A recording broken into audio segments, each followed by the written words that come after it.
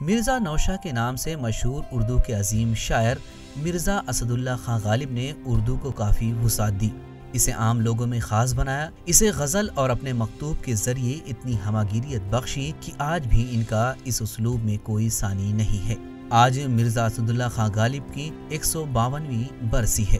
دہلی میں پرورش و پرداخت پانے والے غالب نے کم سنی میں ہی شاعری کا آغاز کر دیا تھا۔ غالب کی شاعری کا انداز منفرد تھا، جسے اس وقت کے استاد شعرا نے تنقید کا نشانہ بھی بنایا اور یہ الزام عائد کیا کہ ان کی سوچ دراصل حقیقی رنگوں سے آری ہے۔ لیکن بعد میں غالب نے یہ ثابت کر دیا کہ وہ وسیع النظر، وسیع القلب، بلند خیالات، اعلیٰ تخیل اور بلند پرواز کے حامل شاعر ہیں۔ مرزا اسد اللہ خان غالب نے دیوان کے ڈھیر لگانے کے بجائے بہترین شاعری کے حامل چند ہزار اشعار کہے ہیں۔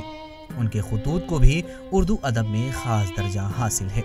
غالب کی شاعری میں روایتی موضوعات یعنی عشق، محبت، رقابت، آفاق و انفس، رمز و اشارے، جنون و جدت ترازی، روزمرہ کے کرب و مسائل، نفسیات، فلسفہ، کائناتی اسلوب سمیت متعدد موضوعات پر انتہائی عمدہ اور منفرد انداز میں بیان ملتا ہے۔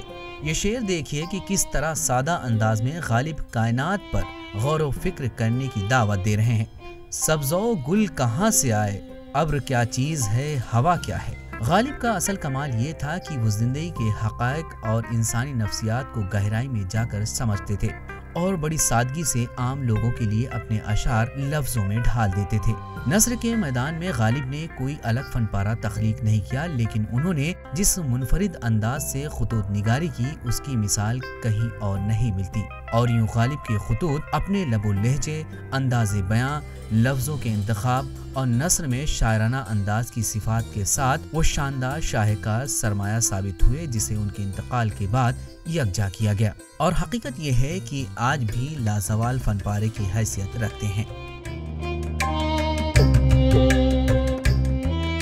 ہوئی مدت کہ غالب مر گیا پر یاد آتا ہے، وہ ہر ایک بات پر کہنا کہ یوں ہوتا تو کیا ہوتا۔ Report ET Bharat Urdu.